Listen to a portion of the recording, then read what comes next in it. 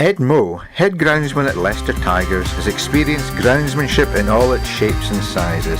His journey has seen him experience Championship and Premiership football with Leicester City before facing a completely different environment at the FA's St George's Park National Football Centre in Burton, before finally switching from football to rugby by becoming the head groundsman at the Tigers. In this Turf Matters exclusive, Ed tells us his story. Yeah, my dad's a head groundsman. He was head groundsman at Jaguars Sports and Social Club in Coventry and at Potterton's, and also looked after his football club's football pitch. So throughout my whole life, from being a small lad, I was in it every weekend with my dad.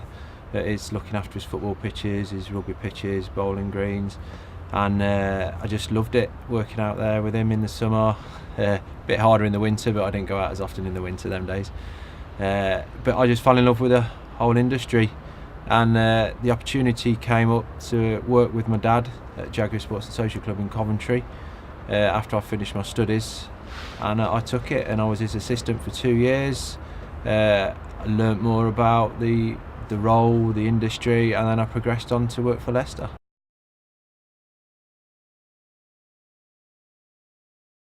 Working at Leicester City was my first job in professional groundsmanship. Obviously I worked with my dad at Jaguars Sports and Social Club as an assistant groundsman there, and then I moved to Leicester to work as assistant groundsman for a professional based club.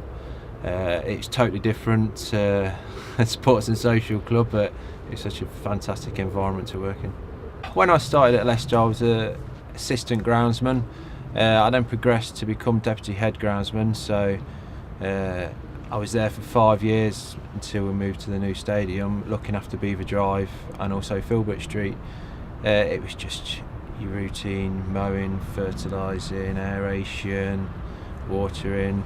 In them days we watered the pitches all by hand, so we had the travelling sprinklers and that down over at the YMCA at Beaver Drive. Also pulled out the infield sprinklers. There was no automated pop-ups then, infield ones anyway, so yeah, life was a task, but yeah, we got there. It was good fun.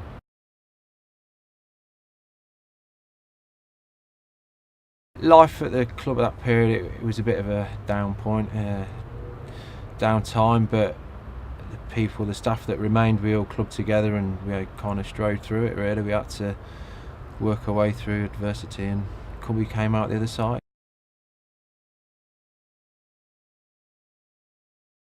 Yeah, obviously you go up the leagues, more money becomes available to spend, so then you can help you produce better services, and that's what they also require. They expect better services the higher up the leagues you go.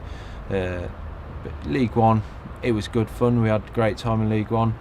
The games were good. The games were very competitive. Again, in the Championship, the biggest difference was Championship and League One, there's a lot more games. It's a bit more intense than the Premier League. I mean, we didn't have Champions League football in them days, so obviously it's a bit more intense with Champions League, but yeah, it was all good fun.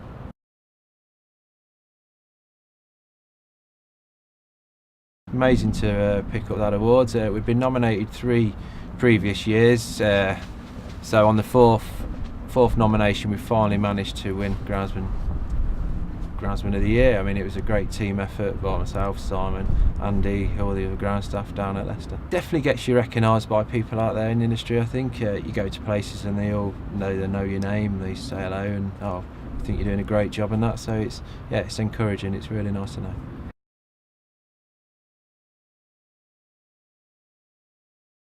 This period, well, this era that Leicester City are in now, it started in 2010.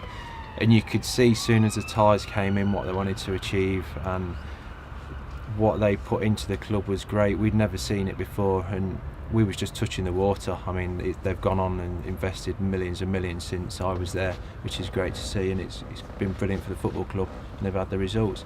But like I said, it all started in 2010, and it was a good time. It was nice to see that someone wanted to invest in the club and take us forward, and it's just started with a Deso Grassmaster down there. We had a new 3G installed at the training ground. Things started progressing at the training ground and have since taken off even more, so it was really good.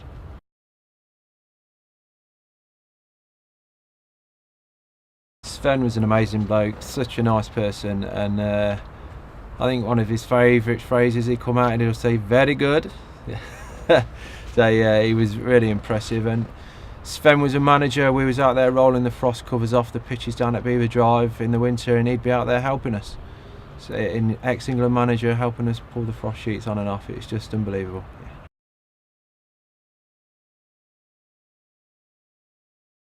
The position at St George's Park came about. I seen the job advertised on the IOG website, and I thought at the time, I've been at Leicester for 17 years, and it was time to move on and time to try pastures new, try learn off someone like Alan Ferguson. Was just a great opportunity, and so I went for it, and I was lucky enough to get the job. Yeah, and I've no regrets leaving Leicester whatsoever. I really enjoyed my time at St George's Park. I learned vital stuff to help me progress in the industry, and I loved every minute of it.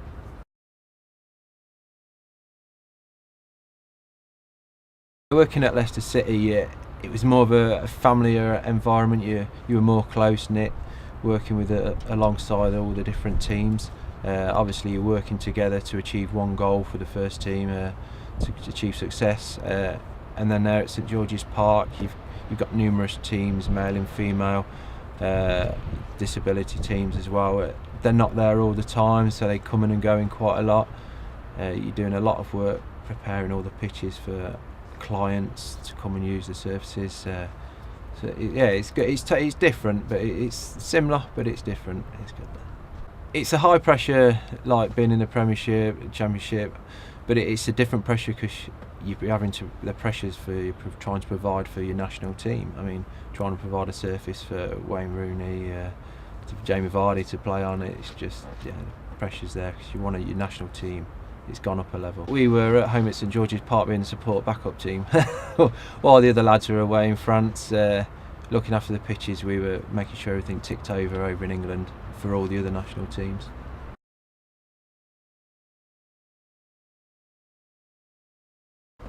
Again, I've seen the job advertised over here at Leicester Tigers. I've been at St George's Park for 3 years.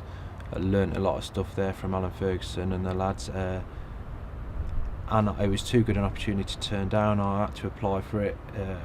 I worked closely with the Tigers ground staff while I was at Leicester City, and I always loved the club. I got a passion for the club.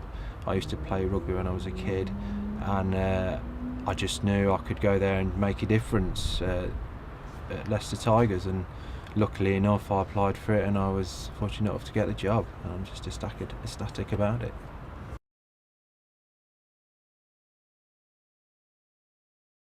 Rugby groundsmanship so far, I think we're a few years behind the likes of football groundsmanship. That's nothing against the groundsman whatsoever. I don't think it's had the investment put into the surfaces, etc., that what football has got. But saying that, we're hopefully progressing. Here at the Leicester Tigers, we've got a county turf eclipse pitch, so we're willing to invest into our surface, and hopefully all the other ground staff at all the other league clubs, they'll get the opportunity to have these services put into their playing fields as well.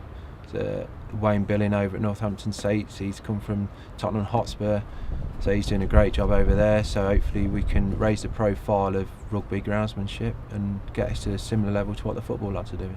Until you work in rugby, you don't realise how big rugby is. It has got a big following, but the following tends to just be in rugby, and the broader world don't really know about it. Where football, it's all over the world. Everyone knows about football, so there is a big gap in that respect.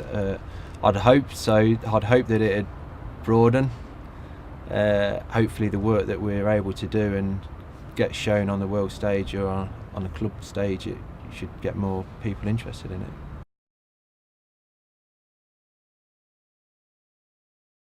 Responsible for the Welford Road pitch. I work down here mainly on my own, but I'm also responsible for the training ground at Oval Park, where we've got 3 pitches down there. We've got 2 members of staff down there, so all through the week we have Tigers training there, and then OB Wigs training in the evenings. Then weekends, OB Wigs have their all games down there, and we have the odd academy game down there. So yeah, I'm responsible for the whole maintenance of all the sites, mowing, fertilising, aeration. We put plans together fertilising plans coming together. Took soil samples of all the sites, and then coming into the new year, I'm going to implement all the plans, all the fertiliser plans, aeration plans. So we're starting a new season from fresh, and hopefully increase the pitches, get them looking great. I had to employ a new member of staff. Just before I started, one member left, so we was down to just myself and Cheryl Hill at the training ground. So I took on James Keywood from Oakham School. He's a great bloke, and he's got a vision. He knows what he wants, and we'll work great together. So I think we're going to take this place hopefully to. I don't think the Tigers would have known what it's like playing on grass in the depths of winter. So if we can achieve that, it'll be amazing.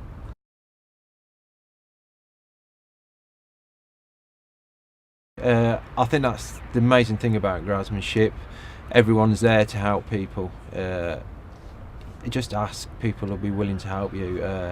I've found that out coming to this role. We needed stuff, I've asked, and they've been great and helped us out. But likewise, I'm willing to help people out if I can also. Without people helping people, people just won't survive, they won't get by. And it's also helping people produce better surfaces. So yeah, you need to, I think, in this industry, and that's the great thing about this industry. We're all here to help everyone.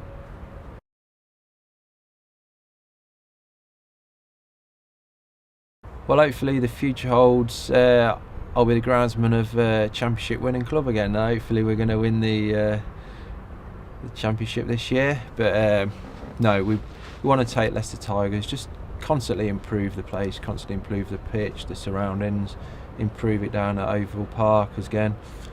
Just like I said, if we can have them training on grass through the depths of winter, that would be an outstanding achievement. I think with the Obi Wigs this year, I calculated we have 233 games this season. That's games alone down there. That's without the training sessions. So yeah, it'd be a fantastic achievement. So.